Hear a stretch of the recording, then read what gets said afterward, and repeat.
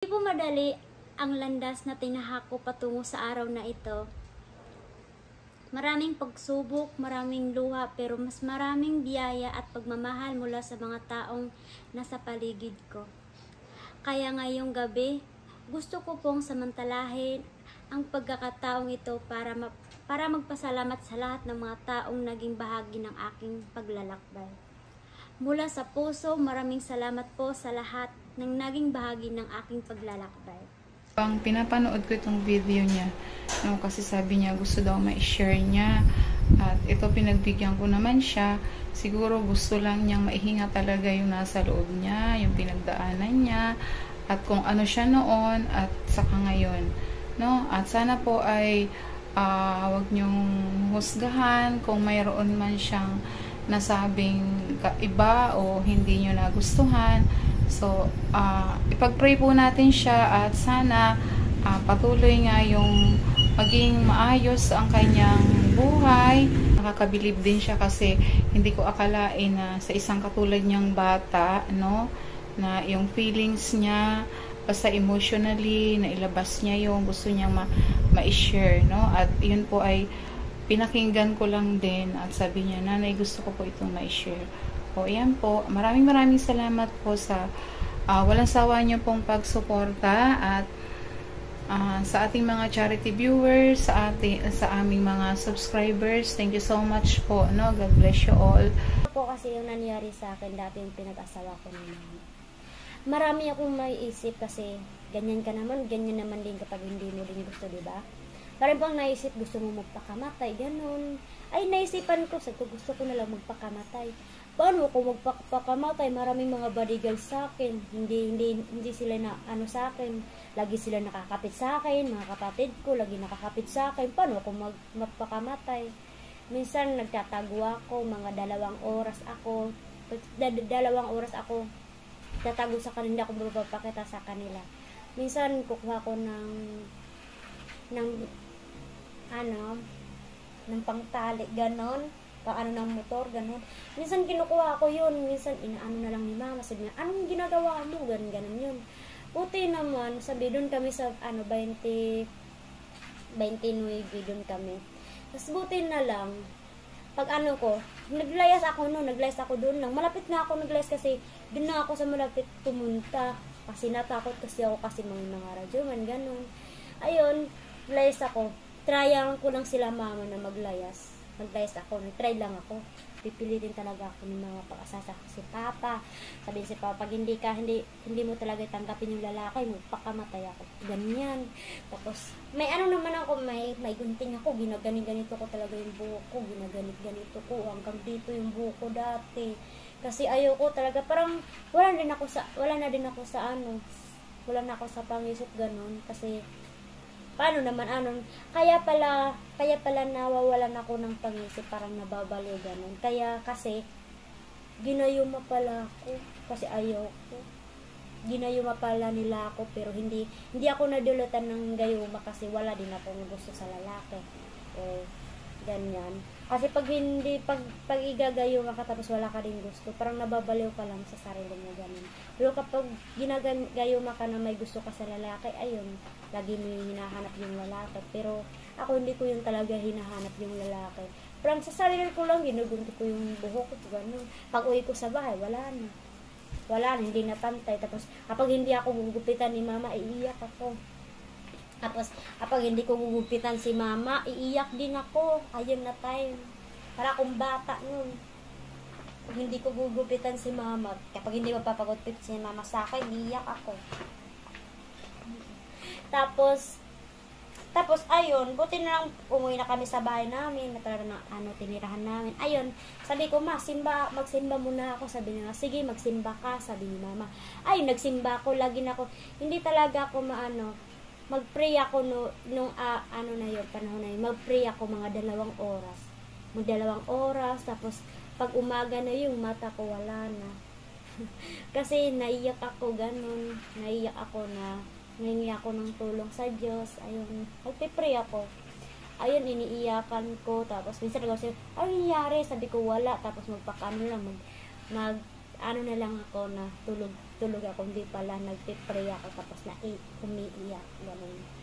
Mga 2 oras din. Tapos sabi naman ng ano ko, ano ba yun? Tapos sisimba na kami. Sabi ng pastora, sabi ng babae, ang ganda ng babae nito. Sabi niya, ang ganda mo, be. Sabi niyan. Tapos sabi ng mama ng pinsan ko, sabi niya, tita ko, ang gandang bata niyan, pero may asawa na yan, sabi sila. Sabi niya, ayun pag makarinig ako na gano'n, may asawa na, naiiyak na ako kahit maraming tao. O kung makarinig ako na gano'n nga, ayun si Miley, may asawa na yan. Ganyan, iiyak ako, sabi ko, hindi ko yung asawa, hindi gaganon ako, iiyak talaga ako kahit maraming tao. Kasi hindi ko talaga yung matanggap na sabi, magsasabi, magtatanong yung classmate ko, di ba may asawa ka na? Gano'n ako, ha, asawa? Uy, wala akong asawa eh. Gaganon talaga ako sa kanila. Sabi ko, wala akong asawa. Sabi niya, anong pangalan ng asawa mo? Sabi ko, hindi ko alam yung pangalan nun. Tao yun, nandun sa amin. Gaganon ako. Tapos ayun, ako na pumunta kami dun sa sabi ng babae, punta ka dun sa bahay namin kasi maglilinis kami ng Loy, ayun, di ba?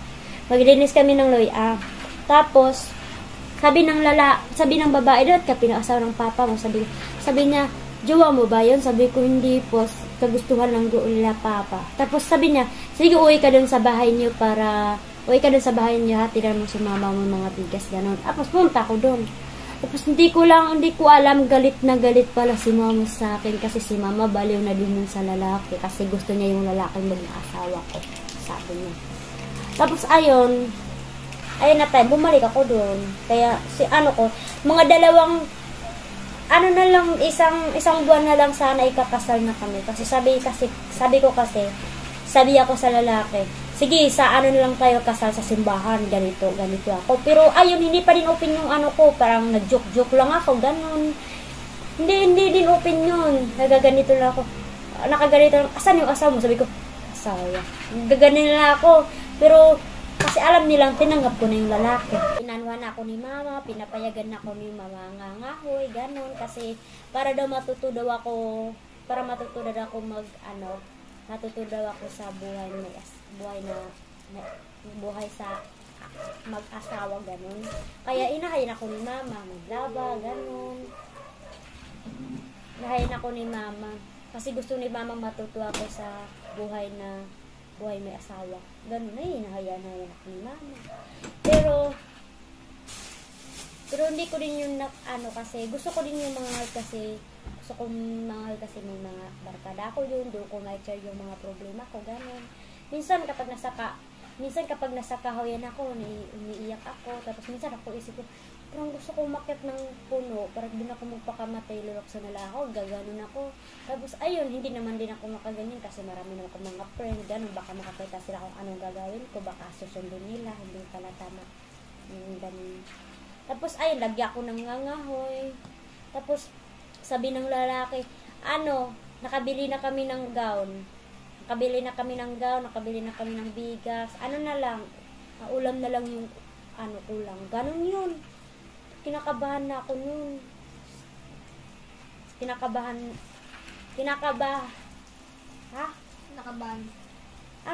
Flag. Kinakabahan na ako kung ano talaga yun.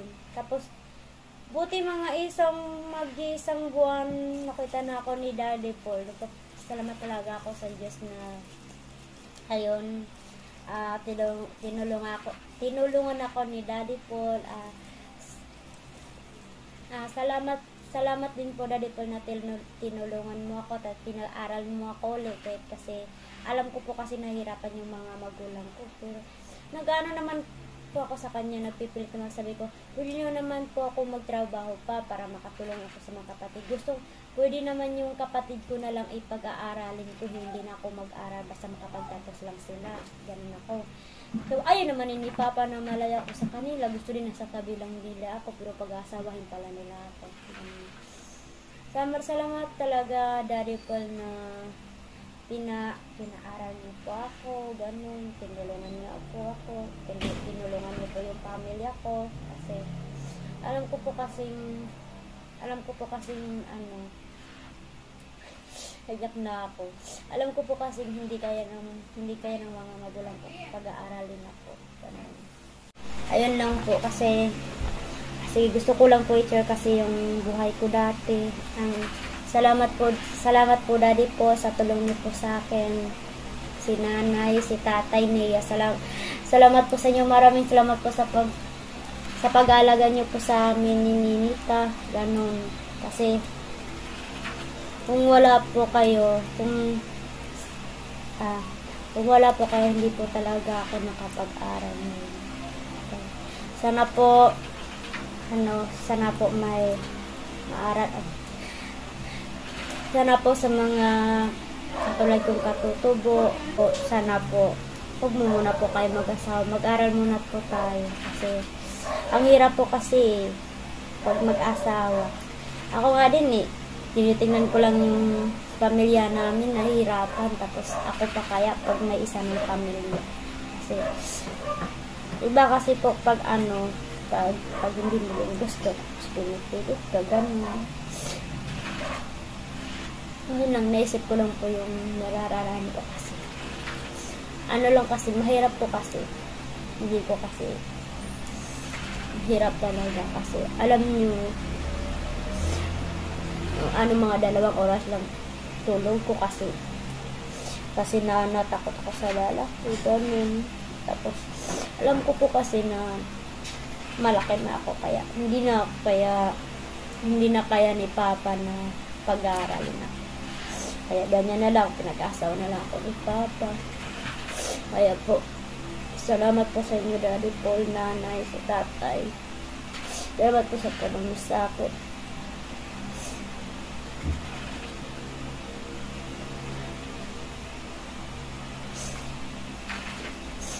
Kasi po, kaya po ginawa ko yung pagsumbong ng pulis po. Pero ayun na time, pagsumbong ko sa court, parang naawa din ako sa kila mama. Pero, mali naman din po sila. Hindi naman po yun din tama yung ganyan. So, ayan, linabanan ko. Pero, kasi po, marami po kasi kami. Kung hindi lang din namatay yung 2 kapatid, kung marami na talaga kami, hindi pa. Kaya, salamat po sa tulong niyo. Tapos, hindi po talaga sana na bago yung buhay namin ngayon kung hindi niyo po ako nakita doon na lagi nangangahoy. Ito ba talaga yung para sa Diyos? Ito na ba talaga yung yung ng Diyos na para sa akin? Ayan po. Tayo po lahat mga katutubo ko. Sana po umuna po kayo mag-asawa, mag-aral muna tayo kasi alam niyo po kasi sabi nila yung mga katutubo wala daw makagraduate na mga katutubo, hindi daw sila makapag-graduate, sabi nila ako. Tingnan nga natin kung walang makatapos na katutubo. Kasi naging nagaganyan sila. Yung sabi yung yung mga dati nga mga ilang year na lang makakatapos na sila sa pag-aaral. Pero ba't pa sabi ko, ba't sa isip ata nila na gusto mag-asawa, ganun. Sabi kasi nila na daw, sabi nila mahirap daw mag-aral. Pero mahirap din yung mahirap. Ayun. Naiyak lang po ako pag may share ko lang po yung yung nararanasan ko dati.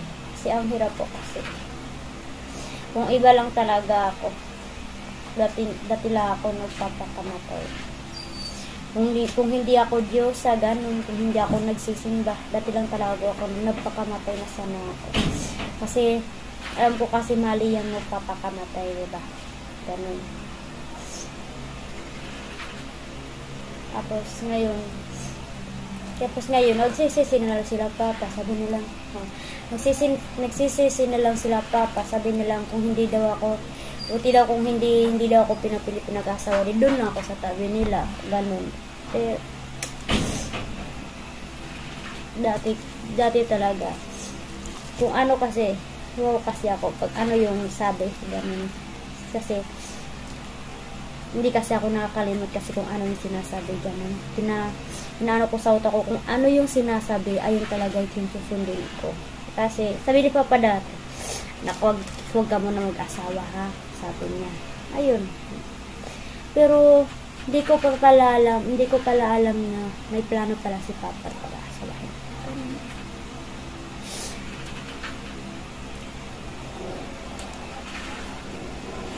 Hirap daw, sabi niya.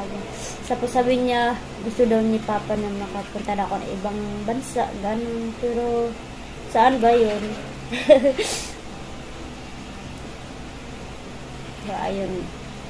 Ayun mga kwento ko.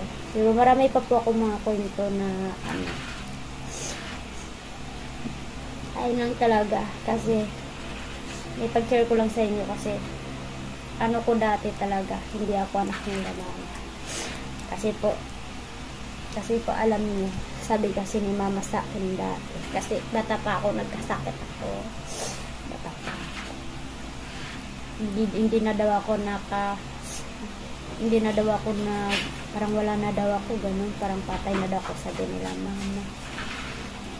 Tapos ayun, sabi ni mama, sabi ni mama sa akin, sabi niya po sa akin dati na ano daw, sana daw na namatay na daw ako yung bata pa. Pero tanggap ko naman din yun kung ganyan si mama sa akin. Tapos pati mga kapatid ko dati, dinadamay-damay ni mama, pinapagalitan sila dahil sa lalaki kasi gusto nila yung lalaki. Tapos tinanggihan ko, pati mga kapatid ko din dinadamay nila mama. Pero ayun, hindi na talaga ako naniniwala sa kanila. Pero hindi ko alam sa kanila ngayon kung okay na sila, si mama. Ko alam kung tanggap na nila na mali sila. Pero okay lang yun. Okay naman yung ano kasi baka talaga diyan talaga ako pinaraan ng Diyos. Mga pagsubok lang yun sa buhay ko, pero kaya ko lang pala. Plano ko kasi yun pag ikakasal na ako, mga sample ngayon, bukas kasal ko, ngayon magpakamatay ako. Ilan nata yung anak ko ngayon kung nakasawa na ako. Ayun, maraming salamat po Daddy po sa inyo, nanay at saka si tatay dito Hersley. Maraming salamat po sa inyo sa pagtulong niyo po sa akin at saka pagpatuloy niyo po sa akin dito sa bahay kami ninita. At salamat niyo po sa walang sawa niyo pong walang sawa niyo pong napunta sa bahay namin Daddy po kahit malayo yun. Salamat po sa inyo at salamat po sa pag-aalala mga kapatid ko. Salamat din po sa sponsor mga kapatid ko po. Maraming salamat po sa inyo. At saka sponsor ko po, maraming salamat po sa inyo.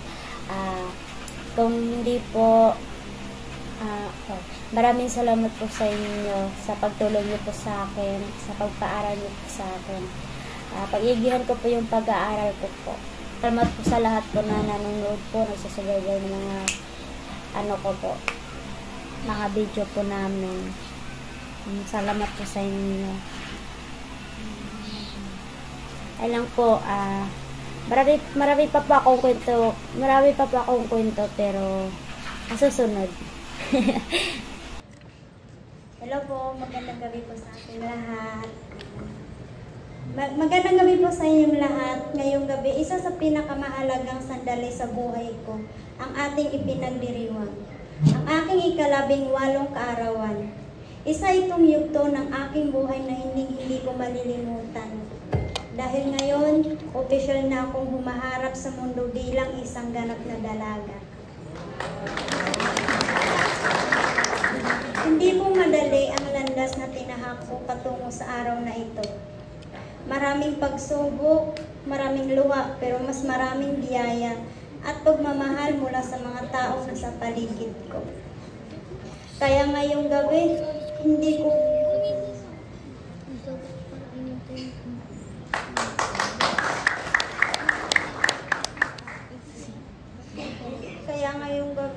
gusto ko pang samantalahin ang pagkakataong ito para magpasalamat sa lahat ng mga taong naging bahagi ng aking paglalakbay. Mula sa puso, maraming salamat po sa lahat na naging bahagi ng aking paglalakbay. Sa aking pinakamamahal na mama at papa, maraming salamat po sa pagpalaki niyo sa aming magkapatid.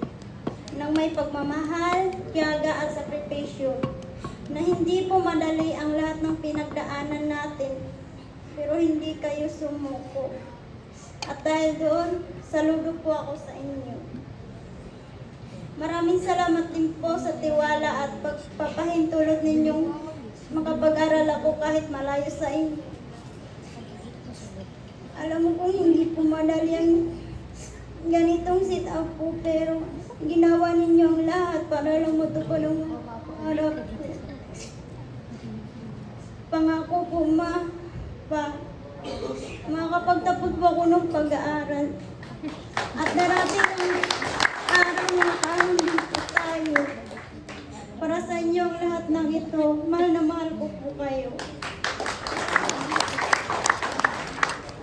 Kay Daddy Paul po, kung hindi po dahil sa inyo, hindi ko po mararating ang mga pangarap ko.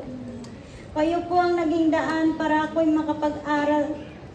Sobrang bait niyo po. At walang hanggang pasasalamat ang nais kong ipaabot po sa inyo.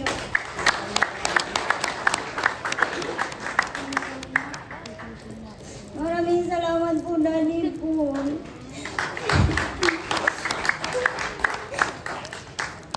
Ngayon ko lang po ito naranasan. Yung ganito po. Kasi po, kasi akala ko po talaga wala na po akong pag-asa na makapag-aral po. Akala ko po talaga makapag-asa, wala po ako ng maaga. Salamat po sa tulong niyo po. Kay Nanay Nida at kay Tatay Hernan, maraming salamat din po sa pag-aalaga ninyo sa amin ni Russell at ni Nita. Karamdam po namin ang inyong pagmamahal at malasakit sa bawat araw na kasama po namin kayo. Salamat po. Kahit po, ano po yung mga gusto po namin, kung nasasabi lang po kaming tatlo po na pupunta po kaming isim po, pupunta po talaga kami. Kasi po, pag nire-request po namin, gusto po namin, inaano po nila, tinutupod po nila ano po yung gusto namin. Kahit po galing lang po kami school po, sabi po namin, kakain po tayo ng McDo. Tapos, tutagain po talaga kami ng McDo.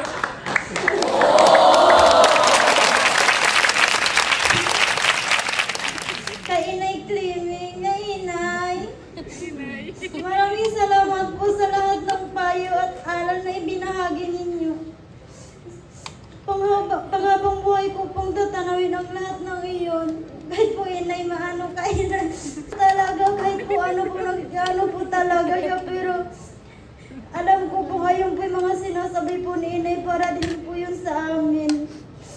Maraming salamat po, Inay. Kayo po yung naging ano po. Kaya po, minsan po, naiisip ko po kahit po malayo ko sa pamilya ko, iniisip ko po, nandiyan lang po yung lola ko, nandiyan lang po yung papa ko.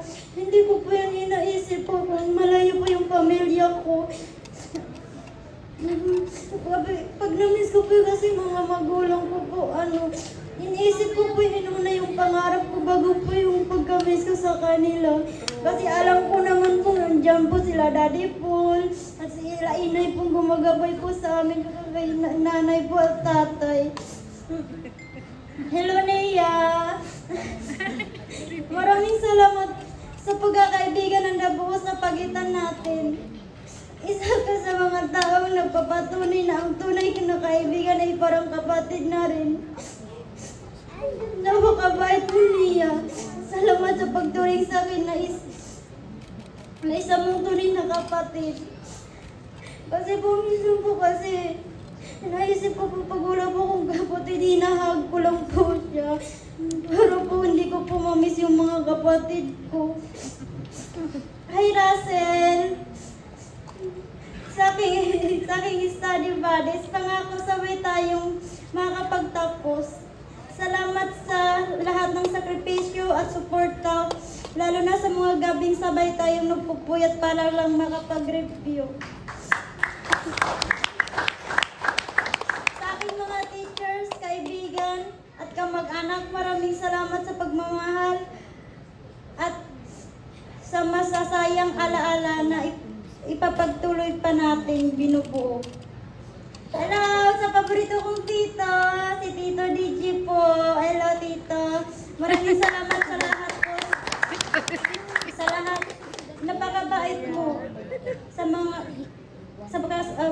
Maraming salamat po sa lahat. Sa mga kabaitan mo, sa mga kwela at na nating kulitan at sa effort na lagi mong nagpasayahin. Siya lang po talaga kahit po minsan po naano po ako, minsan po nalulungkot po ako, pero yan po yung nagpapasaya po sa akin.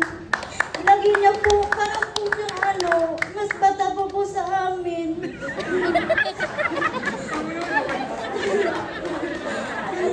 Ang sarap niyo kasama po. Kahit ano po yung mga kulitan po namin, sinasabayan niya po.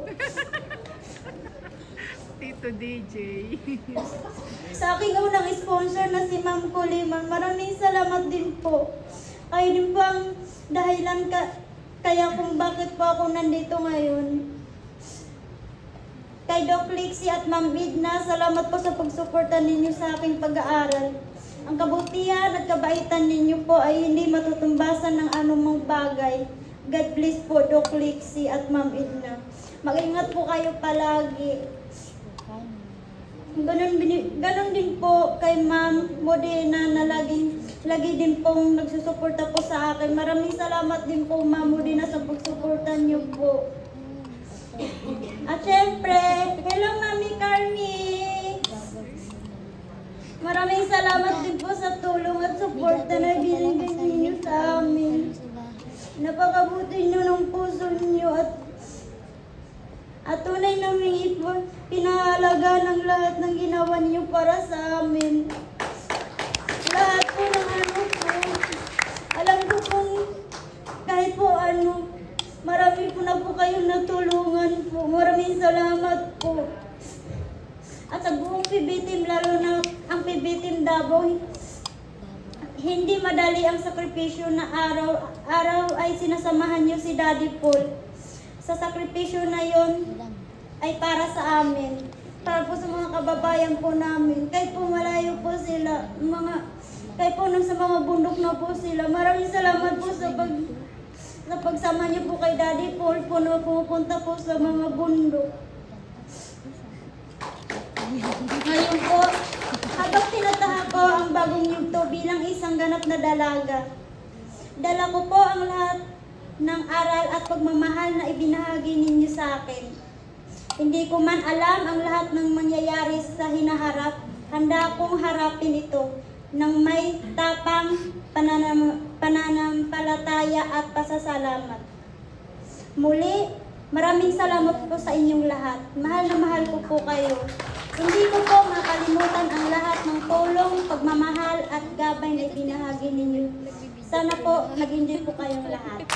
Thank you very much. Once again, the score tonight, our Jetta Fans. Thank you very much. And now at this point...